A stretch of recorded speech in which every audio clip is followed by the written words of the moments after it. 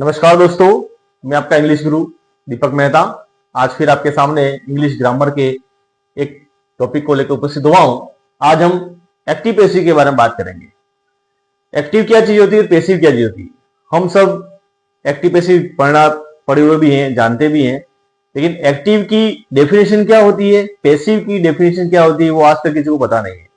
मैं आपको ये बताने वाला हूं कि एक्टिव किसको बोलते हैं, पैसिव किसको बोलते हैं। एक्टिव इसको बोलते हैं when the subject and doer are same. जब किसी सेंटेंस में सब्जेक्ट और डूअर सेम होते हैं। ये एक सेंटेंस दिया हुआ, हमको एग्जांपल दिया हुआ है। ये इस एग्जांपल की अगर बात करते हैं तो ये राम जो है वो हमारा सब्जेक्ट भी है और यहां पर ये डूअर भी है। सब्जेक्ट का मतलब होता है कर्ता और डूअर का मतलब होता है काम को करने वाला। जब किसी सेंटेंस में सब्जेक्ट और डूअर सेम हो, कैसे हो, सेम हो, उसको बोलते हैं एक्टिव। अब इस सेंटेंस में राम करता भी है और काम को करने वाला भी राम ही है। इसका मतलब ये सेंटेंस हमारा कहलाता है एक्टिव का। उसी तरह से पैसिव की डेफिनेशन पढ़ते हैं when the subject and doer are different. जब सब्जेक्ट और डूअर दोनों अलग अलग होते हैं। एग्जांपल पे बातचीत करते हैं हम। ये हमारा रावण है, ये डूअर है, सॉरी सब्जेक्ट है, और ये राम है, वो काम को करने वाला। इस सेंटेंस में यदि देखें तो रावण है वो सब्जेक्ट है, लेकिन काम कौन कर रहा है, काम राम कर रहा है। तो जिस सेंटेंस में सब्जेक्ट और डूअर अलग अलग होते हैं, डिफरेंट होते हैं, वो कहलाता है पैसिव। आपको एक डेफिनेशन बताई मैंने एक्टिव और पैसिव की, कि जब सब्जेक्ट और डूअर सेम होते हो वो कहलाता है एक्टिव। जब सब्जेक्ट और डूअर अलग अलग होते हैं, डिफरेंट होते हैं, वो कहलाता है पैसिव। ये एक डेफिनेशन मैंने आपको बताई। दूसरी डेफिनेशन बता रहा हूं मैं साथ में ही। When the subject of the verb performs the action. जब हमारा सब्जेक्ट जो है उसके साथ में जो वर्ब आ रही है वो एक्शन को परफॉर्म कर रही है। इस सेंटेंस में देखते हैं, ये हमारा सब्जेक्ट है राम, इसकी जो वर्ब कील ये परफॉर्म कर रही है। क्या कर रही है, परफॉर्म। जबकि यहां पर क्या होते हैं, यहां पर एक्शन को रिसीव किया जाता है। ये हमारा जो वर्ब है वो क्या हो रहा है, ये सब्जेक्ट के द्वारा एक्शन को रिसीव किया जाता है। यहां पर हमारी जो वर्ब है वो एक्शन को परफॉर्म कर रही होती है, और यहां पर पैसिव के अंदर वर्ब जो होती है वो एक्शन को, सब्जेक्ट जो है वो एक्शन को रिसीव कर रहा होता है। ये दोनों में डिफरेंस होता है। यहां पर हमारी वर्ब क्या होती है, परफॉर्म कर रही होती है। यहां पर पैसिव में वर्ब क्या होती है, वो एक्शन को रिसीव कर रही होती है। ठीक है, सब्जेक्ट उस एक्शन को क्या करता है, रिसीव करता है। तीसरी डेफिनेशन बताऊं तो इसमें सब्जेक्ट होता है, फिर वर्ब होती है, फिर ऑब्जेक्ट होता है, फिर आगे कॉम्प्लीमेंट होता है, शेष जो बचा हुआ वाक्य होता है वो होता है। और इसी तरह से पैसिव में क्या होता है, पहले ऑब्जेक्ट आ जाएगा, फिर verb B plus verb third हो जाएगी, और बाय प्लस सब्जेक्ट, और जो रेस्ट ऑफ जो सेंटेंस है वो हो जाता है। इस तरह से हमारा सेंटेंस होता है। हमने दो सेंटेंस लिखे हुए भी हैं। यहां पर ये हमारा सब्जेक्ट है और ये हमारा डूअर है। यहां पर ये हमारा सब्जेक्ट है और ये ओम है, वो हमारा यहाँ पे डूअर है। ये एक्टिव पैसिव की डेफिनेशन होती है, वो जो बहुत कम लोग ही बता पाते हैं।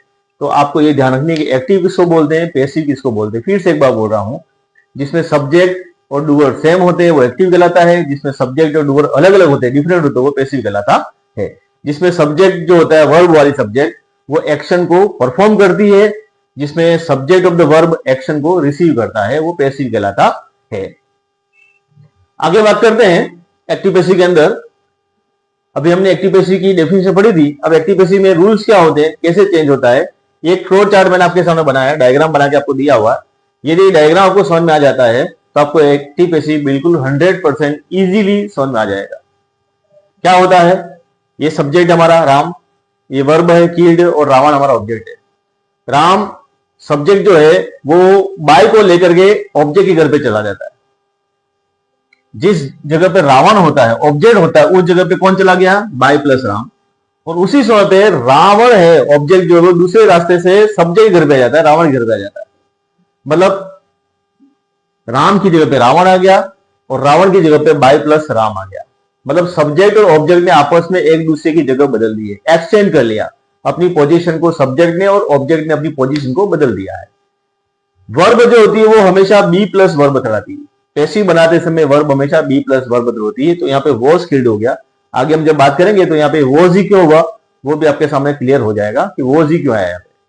ठीक है, अब हम रूल्स की बात करते हैं। रूल्स क्या होता है? ऑब्जेक्ट और एक्टिव। एक्टिव का जो ऑब्जेक्ट है हमारा, ये हमारा ऑब्जेक्ट है। एक्टिव का जो ऑब्जेक्ट होता है वो पैसिव का सब्जेक्ट बन जाता है। ये ऑब्जेक्ट जो है वो क्या बन गया? हमारा पैसिव का सब्जेक्ट बन गया। दूसरा रूल्स क्या कहता है? Subject of active. एक्टिव का जो सब्जेक्ट होता है वो पैसिव का ऑब्जेक्ट बन जाता है। ये हमारा सब्जेक्ट है, वो पैसिव का क्या बन गया? ऑब्जेक्ट बन गया। By etcetera preposition is used before object of passive. अब इस ऑब्जेक्ट के आगे हमने क्या लगाया है? बाय लगाया। क्या लगाया है? बाय।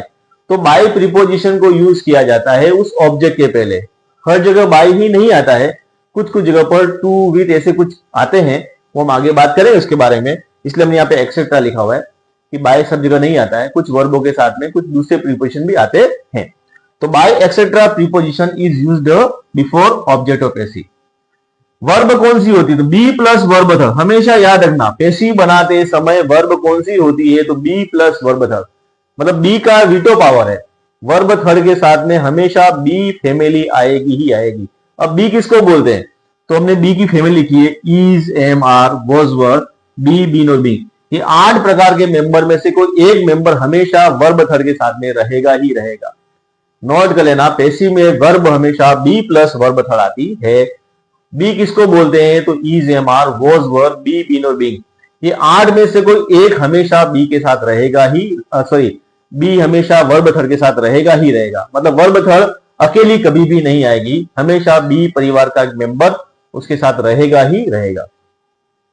पैसिव बनाने में वर्ब कौन सी यूज करते हैं? तो ट्रांजिटिव वर्ब को यूज करते हैं। पैसिव हमेशा ट्रांजिटिव वर्ब का ही बनता है। वर्ब 2 प्रकार की होती है हमारी, main verb, finite, non finite. Finite verb 2 प्रकार की होती है, ट्रांजिटिव, इंट्रांजिटिव। ये हमने अपने वर्ब के टॉपिक में पढ़ा हुआ है। तो ट्रांजिटिव जो वर्ब होती है वो उसी वर्ब का पैसिव बनता है। अब ऐसा क्यों? तो ट्रांजिटिव वर्ब के साथ में हमेशा क्या होता है? ऑब्जेक्ट होता है। वर्ब के बाद हमेशा ऑब्जेक्ट दिया हुआ होता है। ट्रांजिटिव वर्ब किसको बोलते हैं? ऐसी वर्ब जिसके बाद में ऑब्जेक्ट दिया हुआ होता है उसको हम क्या करते हैं? ट्रांजिटिव वर्ब बोलते हैं। तो ट्रांजिटिव वर्ब हमेशा पैसिव के अंदर यूज किया जाता है। आगे हम बात करते हैं वर्ब के बारे में। पैसिव बनाते समय वर्ब को कैसे यूज किया जाता है, उसके लिए अभी हमने प्रेजेंट टेंस को यूज किया हुआ है। कुछ हमने फॉर्मूला बताया कि इस वर्ब के साथ जब होगी उसको पैसिव में ये वर्ब करते हैं। यदि वर्ब की फर्स्ट फॉर्म आती है या वर्ब की फर्स्ट फॉर्म के साथ में एस यस आता है तो इज, एम, आर वर्ब की थर्ड फॉर्म पैसिव में करते हैं। आपके सामने एग्जांपल है, सीता कुक्स फूड। अब इसको क्या करेंगे? तो food is cooked by Sita. इसका पैसिव क्या बनेगा? सीता कुक्स फूड में food is cooked by Sita, ऐसा इसका पैसिव बनेगा। दूसरा है do, does, not plus verb की फर्स्ट फॉर्म। इसका पैसिव क्या बनेगा? तो is, am, are, not plus verb की थर्ड फॉर्म। एग्जांपल दिया है, Mohan does not like mango. अब इसको क्या करेंगे? तो mango is not liked by Mohan. Sentence को देख लेना, बहुत ही इजी है, कोई ज्यादा टिपिकल मामला नहीं है। इस फॉर्मूले के अनुसार चलोगे तो आपका सेंटेंस इजीली बन जाएगा। अगला है is, am, are, verb first ING. इसका पैसिव क्या बनेगा? तो is, am, are, being plus verb की थर्ड फॉर्म। इसमें याद करने की चीज है कि इसमें इज, एम, आर दिया हुआ है तो हमको आईएनजी के साथ में बीइंग लगाकर वर्ब की थर्ड फॉर्म करना पड़ेगा। प्रिया इज प्लेइंग चेस, ऐसा सेंटेंस दिया हुआ है तो क्या बनेगा?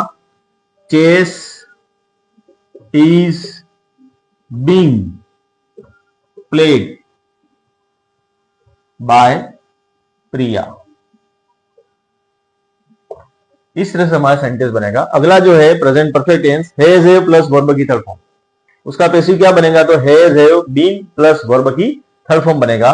Geeta has bought a gift, तो a gift has been bought by Gita.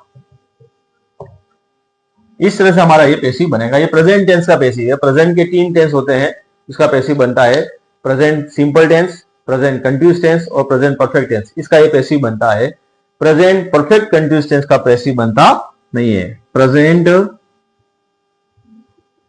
Perfect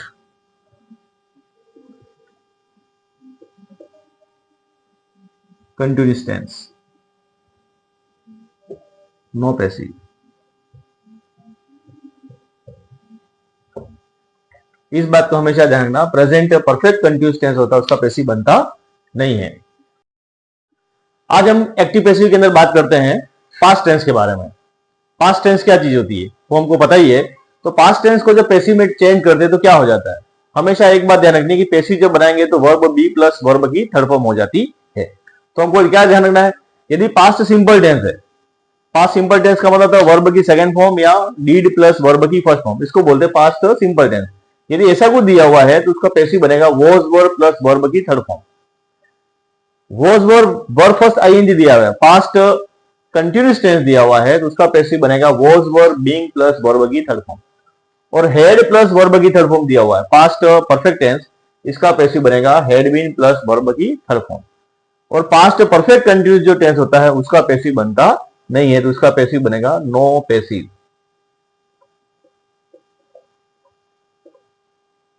इसका पैसिव बनता नहीं है। अब हम सेंटेंस देखते हैं कैसा बनता है। राम रोट ए लेटर, सबसे पहले हमको देखना है कि इसमें टेंस कौन सा यूज हुआ है, कौन सी वर्ब यूज हुई है। तो हम देखेंगे यहाँ पे वर्ब की सेकंड फॉर्म को यूज किया हुआ है तो हम इसका आंसर बनाएंगे राम, सॉरी पैसिव बनाएंगे इसका। तो वर्ब की सेकंड फॉर्म होता है उसका क्या बनेगा, वॉज वर प्लस वर्ब की थर्ड फॉर्म। तो a letter was written by Ram, इस तरह से इसका पैसिव बनेगा a letter was written by Ram. यहां पे Ramesh did not wash the floor, तो डिड प्लस वर्ब की फर्स्ट फॉर्म है तो उसका पैसिव बनेगा the floor was not washed by Ramesh. इस तरह से पास्ट सिंपल टेंस का हमको पैसिव बनाना है। उसी तरह से वॉज वर आईएनजी दिया हुआ है, वॉज वर वर्ब की फर्स्ट फॉर्म आईएनजी दिया है, इसका पैसिव बनेगा was were being plus verb की थर्ड फॉर्म। तो tennis was being played by Sita. और यहां पे पास्ट परफेक्ट टेंस दिया हुआ है, a snake had been seen by Priya. इस तरह से हमारा सेंटेंस बनेगा। ये हमारा पास्ट परफेक्ट टेंस के पास्ट परफेक्ट, पास्ट कंटिन्यूअस और पास्ट सिंपल टेंस में पैसिव बनाने का तरीका होता है। आगे बात करते हैं फ्यूचर टेंस के बारे में। फ्यूचर टेंस का पैसिव कैसे बनता है, तो फ्यूचर टेंस के बारे में बात करेंगे तो मॉडल प्लस वर्ब की first form, model plus have plus verb की थर्ड फॉर्म।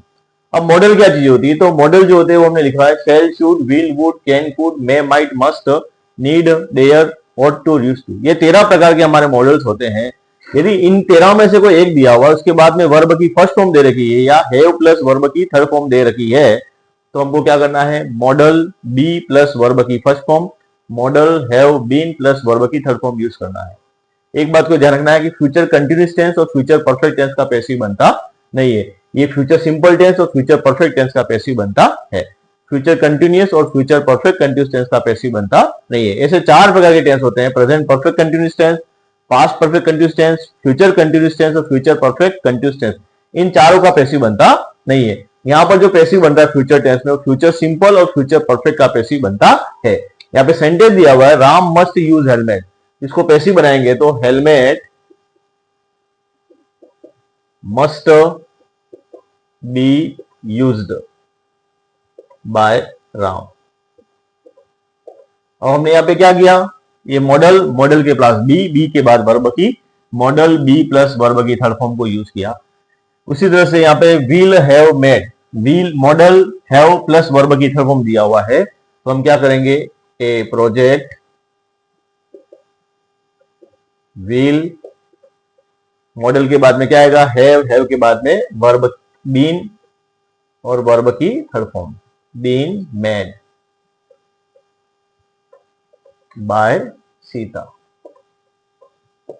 इस तरह से हमारा पैसिव बनेगा, है ना। मॉडल, मॉडल के बाद में हैव के बाद में बीन, बीन के बाद में वर्ब की थर्ड फॉर्म। इस प्रकार से हमारा ये फ्यूचर टेंस का मॉडल, फ्यूचर टेंस का पैसिव बनता है। ये बात करते हैं प्रोनाउन के बारे में। अभी हमने सेंटेंस बनाए थे, टेंस को बदलने की बात की थी, लेकिन अब प्रोनाउन कैसे बदलता है। तो टेंस को जैसे बदलते वैसे बदलना, लेकिन सब्जेक्ट और ऑब्जेक्ट के रूप में यदि प्रोनाउन आता है तो उसको बदलने का तरीका हमारा कैसा होता है। तो प्रोनाउन होता क्या, तो ये प्रोनाउन है he, she, it, I, we, you, they, ऐसे कुछ प्रोनाउंस होते हैं। यदि सब्जेक्ट में आता है तो उसको ऑब्जेक्ट बनाते हैं, ऑब्जेक्ट आता है तो उसको सब्जेक्ट बनाते हैं। अभी हम सेंटेंस में देखेंगे, यहाँ पे एक सेंटेंस दिया हुआ, ही हेल्प्ड मी। अभी सेंटेंस में ही दिया, ही कौन है, सब्जेक्ट है। जब सब्जेक्ट पीछे जाएगा तो क्या बनेगा, ऑब्जेक्ट बनेगा। और ऑब्जेक्ट है वो क्या बनेगा, मी है। मी ऑब्जेक्ट दिया, जब आगे आएगा तो क्या बनेगा, सब्जेक्ट। तो मी को आगे लेंगे तो आई बनेगा। फिर हमने टेंस की टेबल के हिसाब से इसको चेंज करेंगे तो आई वॉज हेल्प्ड बाय, ही का क्या हो जाएगा, हिम। बिल्कुल इजी चीज है ना। इस फॉर्मेट के हिसाब से हम आसान से बदल सकते हैं। यहाँ पे ईट दिया है, ईट को आगे लिया, it will be made by her. अभी शी को पीछे लेके तो शी का पीछे जाने पर क्या बनेगा, हर बनेगा। Food is being cooked bye you.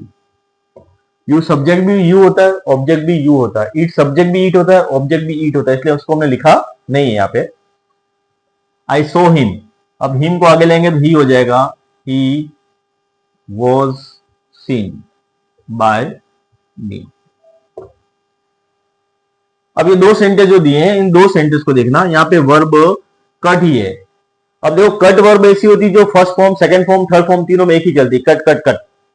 अब इसको कैसे पहचानेंगे, तो यहां पर ये वर्ब की सेकंड फॉर्म है, यहाँ पे वर्ब की फर्स्ट फॉर्म है। यदि टेंस को हम देखते हैं तो यदि वर्ब की फर्स्ट फॉर्म के साथ में एस ई एस लगा हुआ होता है तो वर्ब की फर्स्ट फॉर्म कहलाती है। सब्जेक्ट हमारा वर्ब की फर्स्ट फॉर्म कहलाता है। ही के साथ में एस ई एस आता है। सिंगुलर सब्जेक्ट के साथ में वर्ब की फर्स्ट फॉर्म के साथ में एस ई एस आता है। तो ही के साथ में हो गया कट्स, ही के साथ में कट, यहाँ पे वर्ब की सेकंड फॉर्म है। तो हम क्या करेंगे, the tree was cut by him. और इसी तरह से the tree is cut by him. इस वर्ब को देख लेना, दोनों वर्ब में डिफरेंस क्या है, ठीक है ना। यहाँ पे कट वर्ब की सेकंड फॉर्म बन रही है, यहाँ पे कट्स दिया है इसलिए वर्ब की फर्स्ट फॉर्म बन रही है। इस तरह से हमारा पैसिव बनता है। शॉर्ट ट्रिक बता रहा हूं मैं टेंस की टेबल की, कि किस टेंस को किस तरह से बदला जाता है। इस ट्रिक को याद कर लेना। यदि वर्ब की फर्स्ट फॉर्म दे रखी है, यदि एक्टिव के अंदर वर्ब की फर्स्ट फॉर्म दे रखी है तो आपको याद क्या रखना है, is am are plus verb की थर्ड फॉर्म। ट्रिक को याद रखना, is am are plus verb की थर्ड फॉर्म। कब, जब वर्ब की फर्स्ट फॉर्म दे रखी है। वर्ब की सेकंड फॉर्म दे रखी है तो वॉज वर्ब प्लस वर्ब की थर्ड फॉर्म। जब भी वर्ब की सेकंड फॉर्म आएगी तो आपको वॉज वर्ब प्लस वर्ब की थर्ड फॉर्म लगानी है। याद क्या रखना, तीसरी हेल्पिंग वर्ब प्लस वर्ब की फर्स्ट फॉर्म आईएनजी। तो आपको याद क्या रखना है, हेल्पिंग वर्ब की helping verb being plus verb third. यहाँ हेल्पिंग वर्ब से मतलब है is am are was verb. तो is am are was verb के साथ में वर्ब की फर्स्ट फॉर्म आईएनजी दे रखा है तो is am are being plus verb की थर्ड फॉर्म लगानी है। हेल्पिंग वर्ब प्लस वर्ब की थर्ड फॉर्म, तो आपको क्या करना है, helping verb plus been plus verb की थर्ड फॉर्म। हेल्पिंग वर्ब का मतलब होता है हैज हैव हैड। जब भी हैज हैव हैड वर्ब की थर्ड फॉर्म के साथ में दिया हुआ है तो has have had been plus verb की थर्ड फॉर्म आपको यूज करना है। मॉडल प्लस वर्ब की फर्स्ट फॉर्म, तो modal plus be plus verb की थर्ड फॉर्म,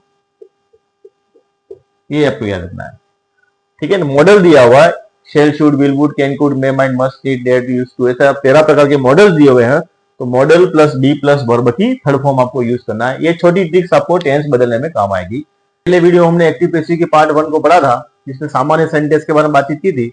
आज हम उसी टॉपिक को आगे और लेके चल रहे हैं। आज हम बात कर रहे हैं डबल ऑब्जेक्ट के बारे में, कि जब किसी सेंटेंस में दो प्रकार के ऑब्जेक्ट दिए हुए हों अभी तक हमने बात की थी एक ऑब्जेक्ट के बारे में, आज हम दो ऑब्जेक्ट के बारे में बातचीत करेंगे। किसी सेंटेंस में यदि दो प्रकार के ऑब्जेक्ट दिए हो तो कैसे करना रहा।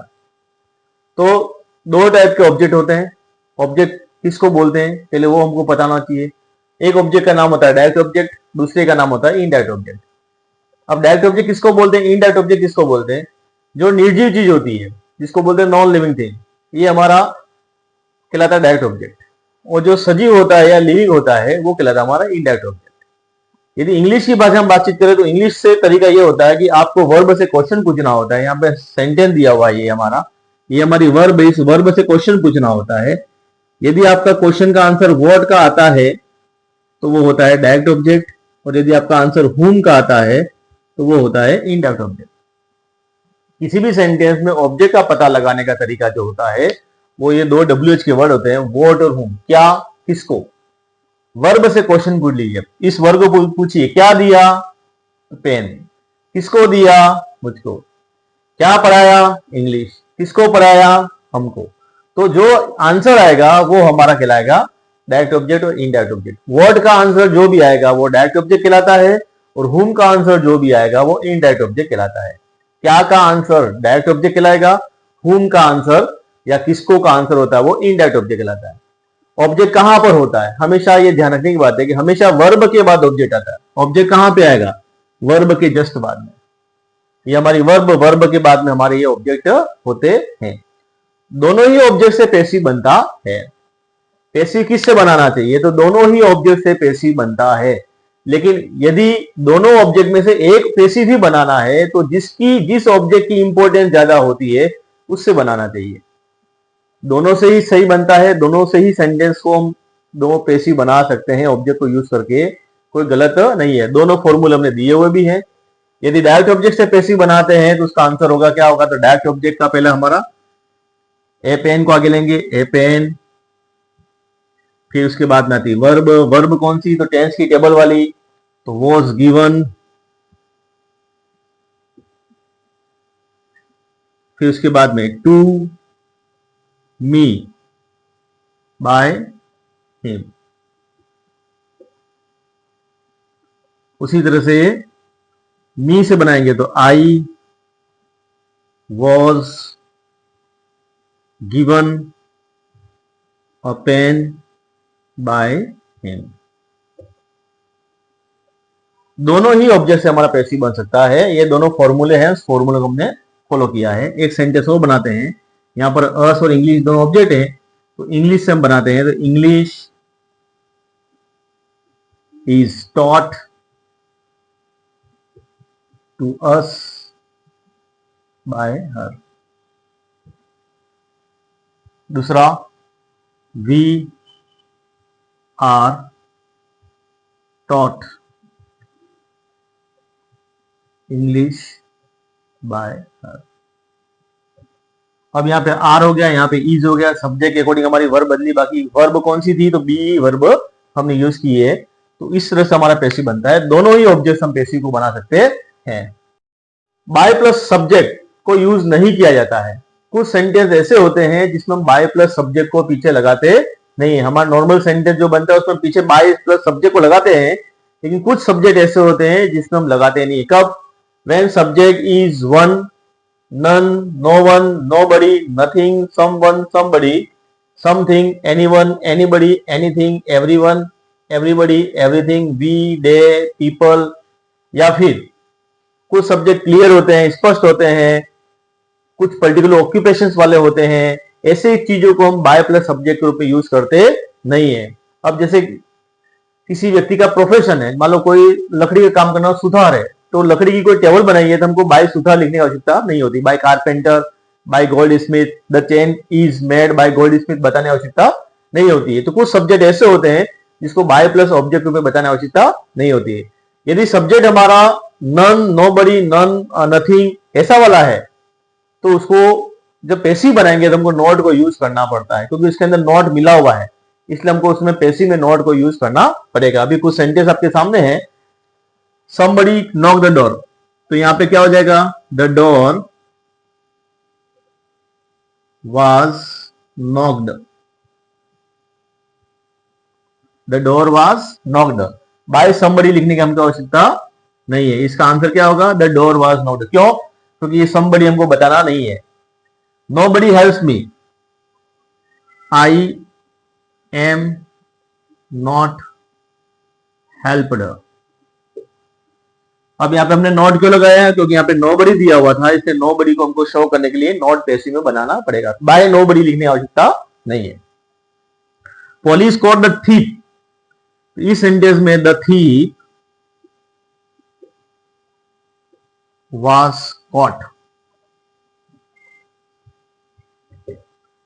अब इस सेंटेंस में हमने बाय प्लस सब्जेक्ट में पुलिस को नहीं लिखा है। क्यों नहीं लिखा है? कि चोर को पकड़ने का काम पुलिस का ही है, इसलिए हमको बताने की आवश्यकता नहीं। वो चीज स्पष्ट है, क्लियर है हमारे सामने कि वो सब्जेक्ट जो है कि चोर को कौन पकड़ेगा? पुलिस पकड़ेगा। हाँ, बाई राम ने पकड़ा होता तो हमको राम बताना पड़ता, लेकिन ये पुलिस का काम है, तो जिसका जो काम होता है यदि उस काम को करता है तो बाय प्लस सब्जेक्ट में उसको लिखा जाता नहीं है। People cut the trees every year, तो यहां पे हो जाएगा the trees are cut every year.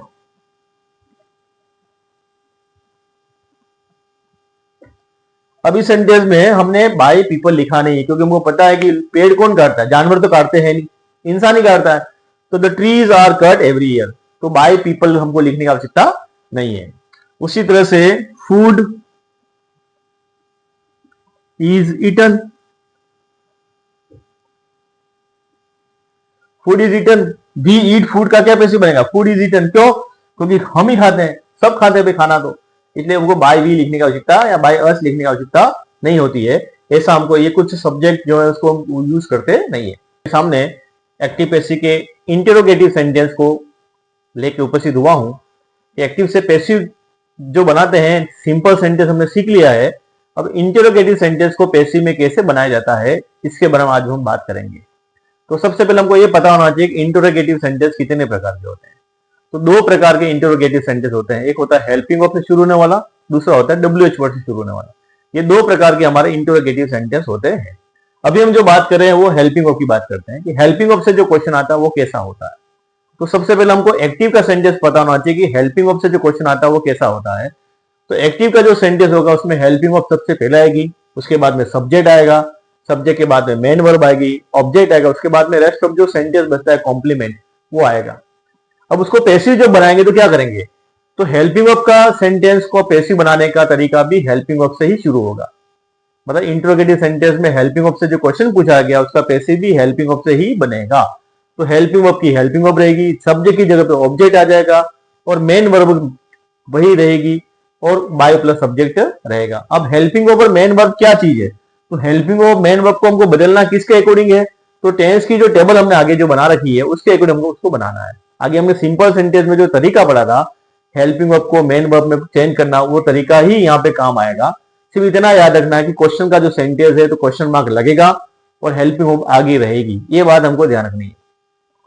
अभी आपके सामने कुछ सेंटेंस बनाता हूं ताकि आपका कॉन्सेप्ट क्लियर हो जाए। यहाँ पे हमको क्वेश्चन दिया है डू यू लाइक मी। अब इस सेंटेंस को पैसिव बनाना है तो इस मी को आगे लाएंगे तो मी का हो जाएगा आई, मी ऑब्जेक्ट उसको सब्जेक्ट बनाएंगे तो आई होगा। अब डू प्लस वर्ब की फर्स्ट फॉर्म जो होती है उसको जो पैसिव बनाते हैं तो इज एम आर वर्ब की थर्ड फॉर्म हो जाती है। ये आगे हमारे टेबल में लिखा हुआ है। तो आई के साथ में क्या आता है? तो एम आता है। क्या आता है? एम। तो एम आई लाइक्ड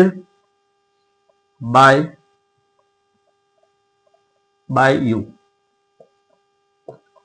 इस सेंटेंस को मैं इधर ले देता हूं वापिस, am I liked by you.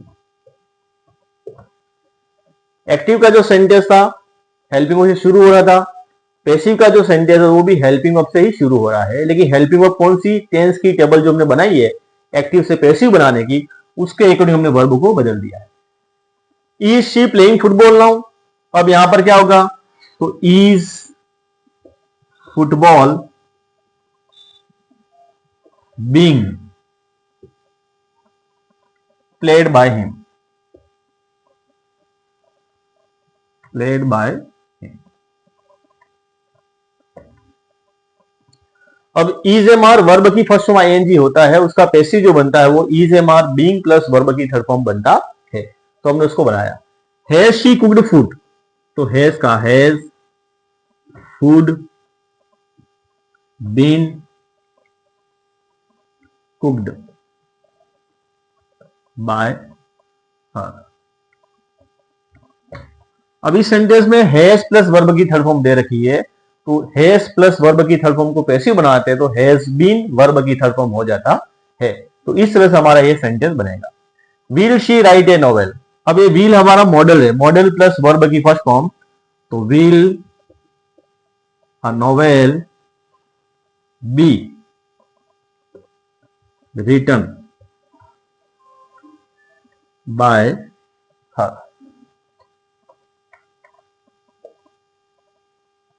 Will plus verb की फर्स्ट फॉर्म का पैसिव बनता है विल बी वर्ब थर्ड, तो इस अकॉर्डिंग हमने बना। कैन प्लस वर्ब की फर्स्ट फॉर्म वो भी मॉडल ही है, तो can a car be driven by him. Can modal है तो मॉडल बी प्लस वर्ब की third form. Did he buy a new house, sorry यहां पे मैं एक नाउ लिखना भूल गया, now was a new house bought by him। Did he buy a new house, तो इसका पैसिव बनेगा did प्लस वर्ब की फर्स्ट फॉर्म का पैसिव बनता है was वर्ब की थर्ड फॉर्म, तो was a new house bought by him। इस तरह से हमारे इंटरोगेटिव सेंटेंस का पैसिव बनता है। बात करते हैं डब्ल्यूएच वर्ड के बारे में। डब्ल्यूएच वर्ड का जो क्वेश्चन वाला सेंटेंस होता है उसका पैसिव कैसे बनेगा, तो डब्ल्यूएच वर्ड का पैसिव डब्ल्यूएच वर्ड से ही बनेगा। एक बात सीधी आपको याद रखनी है, जो भी डब्ल्यूएच वर्ड दिया हुआ उसी डब्ल्यूएच वर्ड से उसका पैसिव बनता है। सिर्फ दो प्रकार के डब्ल्यूएच वर्ड हैं, हु का बाय हुम हो जाता है और हुम का हु हो जाता है। बाकी जितने भी डब्ल्यूएच वर्ड हैं उन सभी डब्ल्यूएच वर्ड का पैसिव डब्ल्यूएच वर्ड से ही बनता है। कैसे बनेगा, तो ये फॉर्मूला दिया हुआ है, डब्ल्यूएच वर्ड की जगह डब्ल्यूएच वर्ड, सिर्फ हमको याद क्या रखना है, हेल्पिंग वर्ब और मेन वर्ब अपनी जगह से बदल जाती है। बाकी जो भी ये सब्जेक्ट आगे आ जाता है, पीछे चला जाता है, ऑब्जेक्ट आगे आ जाता है, इस बात को हमको ध्यान रखना है। कैसे बनेगा, हु टीचेज इंग्लिश, अब इस सेंटेंस को पैसिव बनाया तो हमको याद क्या रखना है कि हु का क्या होता है, बाय हुम हो जाता है, तो हम करेंगे बाय हुम। उसके बाद में हमारी वर्ब की फर्स्ट फॉर्म है टीचेज, तो उसका पैसिव बनता है इज एम आर वर्ब था, तो by whom is English taught. इसको हम ऐसे ही बना सकते हैं, whom is English taught by। दोनों ही तरीके हमारे पैसिव बनाने के सही है, लेकिन मैं प्रीफर करता हूं बाय वाला आगे लगाना, ताकि हमारा बाय हुम ही याद रखना पड़े। दूसरा है whom did he call him, तो whom का बन जाता है who, तो who was called by him। did plus verb की फर्स्ट फॉर्म, was वर्ब की थर्ड फॉर्म। अब ये whom और whose का डिफरेंस हमको ध्यान रखना पड़ेगा, कि इस सेंटेंस में एक्सचेंज ऑफर क्यों हो रहा है। ये who है वो whom में हो जा रहा है, whom है वो who में हो जा रहा है, ऐसा क्यों होता है, तो who के सेंटेंस में कभी भी सब्जेक्ट नहीं आता, इस सेंटेंस में सब्जेक्ट नहीं है। और ऐसा कौन सा शब्द है जिसमें ऑब्जेक्ट की आवश्यकता नहीं पड़ती है, तो वो है whom। तो सब्जेक्ट को जब हम पैसिव बनाएंगे तो पीछे जाता है, तो पीछे whom के अंदर पीछे हमको ऑब्जेक्ट की आवश्यकता नहीं पड़ेगी, इसलिए हम उसको whom करते हैं। और whom का क्वेश्चन में ऑब्जेक्ट दिया हुआ नहीं होता है, तो ऐसा कौन सा डब्ल्यूएच वर्ड है जिसको हम आगे से बनाएंगे तो उसमें सब्जेक्ट की आवश्यकता नहीं पड़ती है, तो वो है whom। इसलिए ये आपस में एक्सचेंज हो जाते हैं, whom और ये दोनों, इसको हमको ध्यान रखना है। बाकी जितने भी डब्ल्यूएच वर्ड है वो अपने आप में एज इट इज इंडिपेंडेंट होते हैं। when दिया तो when का when, was दिया हुआ है, क्या दिया हुआ है was, तो was का क्या हो जाएगा, was का was when was football being played by him। was were ing दी है तो was were being plus verb की थर्ड फॉर्म हो जाएगी। How does he cook food, तो हाउ का how, do does plus verb की फर्स्ट फॉर्म का इज एम आर बनता है, तो how is food cooked by him. Why did she help me, तो वाई का why, why was I helped by her. Did plus verb की first form, was verb की third form, इस तरह से हमारा पैसिव बनता है। अब इस सेंटेंस को देख, आज फिर आपके सामने एक्टिव पैसिव के सेंटेंस को लेकर उपस्थित हुआ हूं। आज मैं आपको एक्टिव पैसिव के इंपेरेटिव सेंटेंस को पैसिव बनाना सिखाऊंगा। एक्टिव सेंटेंस इंपेरेटिव का पैसिव कैसे बनता है, इसके बारे में आपसे आप डिस्कस करने वाला हूं। सबसे पहले हमको ये पता होना चाहिए इंपेरेटिव सेंटेंस कहते किसको है। तो इंपेरेटिव का मतलब होता है वर्ब फर्स्ट प्लस ऑब्जेक्ट। यदि ऐसा सेंटेंस हमको दिखाई देता है जिसमें वर्ब की फर्स्ट फॉर्म दे रखी है और ऑब्जेक्ट दे रखा है, तो वो हमारा इंपेरेटिव सेंटेंस होता है। यदि एक्टिव में हमको ऐसा दे रखा है तो हमको पैसिव में फॉर्मूला यूज करना है, let object be plus verb की थर्ड फॉर्म। कैसे बनता है, कुछ एग्जांपल लिखिए हमारे सामने, उसका पैसिव बनाते हैं। ये हमारी वर्ब की फर्स्ट फॉर्म है, ये ऑब्जेक्ट है, तो उसको पैसिव कैसे बनाएंगे, let the door be opened, इस तरह से उसका पैसिव बनेगा। उसी तरह से ये हमारी वर्ब है, ये हमारा ऑब्जेक्ट है, तो let a letter be written. Put the ball, ये हमारी वर्ब, ये हमारा ऑब्जेक्ट, तो let the ball be put on the table. अब पुट की थर्ड फॉर्म भी पुट ही होती, put put put. Cook food, तो लेट फूड बी कुक्ड।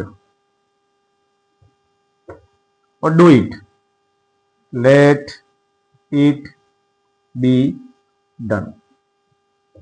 इस तरह से हमारे पैसिव बनेगा। यदि इंपेरेटिव सेंटेंस हमको दिया हुआ है वर्ब की फर्स्ट फॉर्म प्लस ऑब्जेक्ट के साथ में, तो उसका पैसिव बनेगा let object be plus verb की थर्ड फॉर्म। ये कुछ एग्जांपल आपके सामने दिए हुए हैं। आगे बात करते हैं नेगेटिव सेंटेंस को बनाना। यदि इंपेरेटिव सेंटेंस नेगेटिव दिया हो, जो डू नॉट या डोंट से दिया हो, डू नॉट या डोंट प्लस वर्ब की फर्स्ट फॉर्म से दिया हुआ हो सेंटेंस, उसको इंपेरेटिव बोलते हैं। यदि इंपेरेटिव सेंटेंस नेगेटिव दिया हो, उसका पैसिव बनाने के दो फॉर्मूले हैं। एक formula let object not be verb third, दूसरा let not object be verb third. ये दोनों फॉर्मूले से हम पैसिव बना सकते हैं। कैसे बनता है, तो हमको सेंटेंस दिया हुआ है, उसको हम पैसिव बना के देखते हैं। Let a story not be return, या let not a story be return. दोनों ही तरीके हैं इस सेंटेंस को बनाने के। उसी तरह से ये जो सेंटेंस दिया हुआ है, तो let me not be disturb, या let not me be disturb.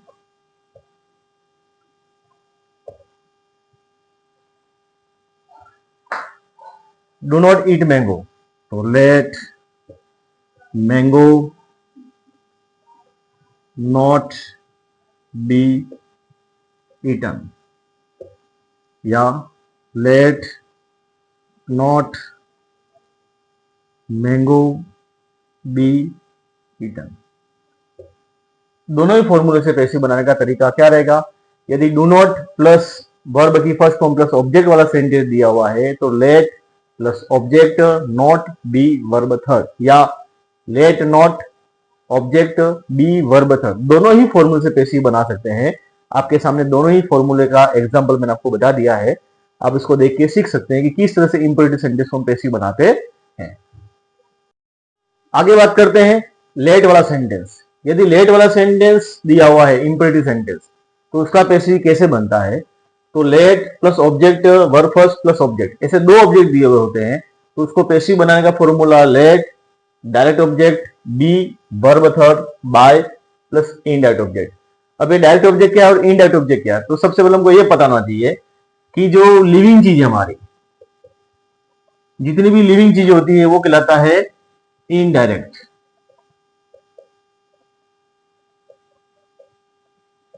और जितनी भी नॉन लिविंग है वो कहलाएगा डायरेक्ट ऑब्जेक्ट। मतलब सजीव और निर्जीव।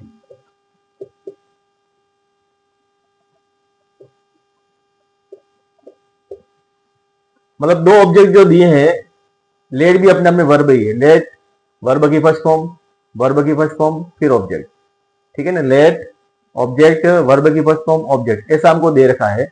तो दो ऑब्जेक्ट जो दे रखे हैं उसमें एक ऑब्जेक्ट जो होगा वो सजीव होगा, लिविंग, तो जो सजीव है वो कहलाएगा इनडायरेक्ट ऑब्जेक्ट, और जो निर्जीव है वो कहलाएगा डायरेक्ट ऑब्जेक्ट। ये हमको ध्यान रखना है। तो इस फॉर्मूले को हम फिट कर लेंगे।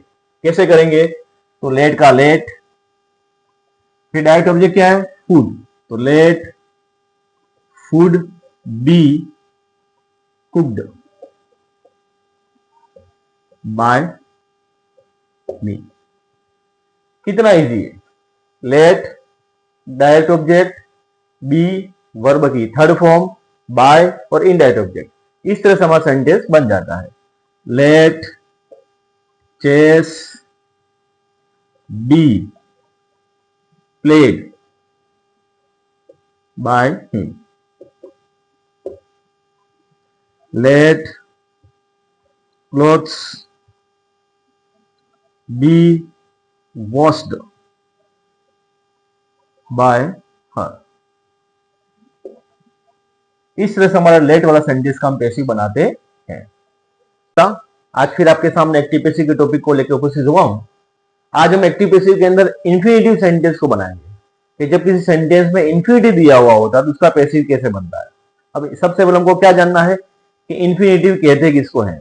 तो इंफिनिटिव का मतलब होता है टू प्लस वर्ब की first form, to plus verb की फर्स्ट फॉर्म को इंफिनिटिव कहते हैं। अब इसका पैसिव जब भी बनाना होगा तो पैसिव बनाने के लिए हमको क्या करना पड़ेगा? टू बी वर्ब थर्ड करना होगा। इंफिनिटिव का पैसिव क्या बनता है?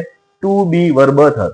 कुछ छोटे छोटे फॉर्मूलेज है, मैं आपके सामने वो लेके उपस्थित हुआ हूं, आप देखना एक बार। यदि कोई सेंटेंस हमको देयर से दिया हुआ, there plus verb plus noun plus to plus verb first, ऐसा कोई सेंटेंस दिया हुआ है तो उसका पैसिव जो है वो कहां बनेगा? हमारा पीछे बनेगा, ये हमारा इंफिनिटिव कहलाएगा।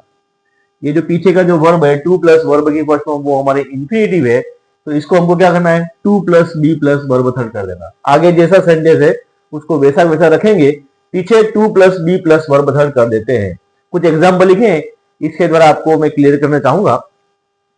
There was a car to sell, तो हमको पैसिव किसका बनाना है? इसका बनाना है, टू सेल का। तो आगे जैसा भी सेंटेंस दिया हुआ है उसको एज इट इज हम लिख देंगे, there was a car to be sold. इतना इजी है, to be sold. There is a question to answer, there is not a story, sorry, to be answered,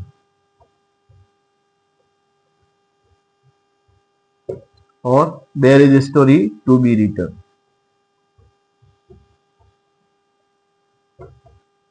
तो हमने पैसिव क्या बनाया? To plus be plus verb third, to plus verb की first form to be verb third, to verb first to plus be plus verb third. मतलब किसी भी infinitive जो verb होती है उस वर्ब को to plus be plus verb third से हम उसका पैसिव बनाते हैं। आगे बात करते हैं इंफिनिटी के अंदर, यदि किसी सेंटेंस में has have had to plus verb की फर्स्ट फॉर्म दिया हुआ है तो ऐसे सेंटेंस को हम पैसिव कैसे बनाएंगे? यहाँ पे हम फॉर्मूला लिखा हुआ है, यदि सब्जेक्ट दिया हुआ है has have had plus verb to plus verb की फर्स्ट फॉर्म दिया हुआ है और पीछे ऑब्जेक्ट दिया हुआ है तो उसको हम पैसिव कैसे बनाएंगे? तो कुछ नहीं करेंगे, सब्जेक्ट ऑब्जेक्ट को आगे पीछे कर देंगे, एक्सचेंज कर देंगे। जैसे हम नॉर्मल एक्टिव से पैसिव बनाते हैं तो सब्जेक्ट को पीछे ले जाते हैं बाई के द्वारा, ऑब्जेक्ट को आगे लेते हैं, वैसे इसको चेंज कर देना है। और हैज, हैव, हैड, टू के बाद में बी प्लस वर्ब की थर्ड फॉर्म लगानी है। ये फॉर्मूला हमने लिखा हुआ, इस फॉर्मूले के हिसाब से हम सेंटेंस को बनाएंगे। यहाँ पे हमने सेंटेंस लिखे हैं, तो यहाँ पे सेंटेंस लिखा है तो हमको क्या करना है, a car has to be bought by him. हमने क्या कर दिया, टू बी वर्ब थर्ड कर दिया, है ना, इन्फिनिटी को हमने पैसिव बनाया। उसी तरह से फूड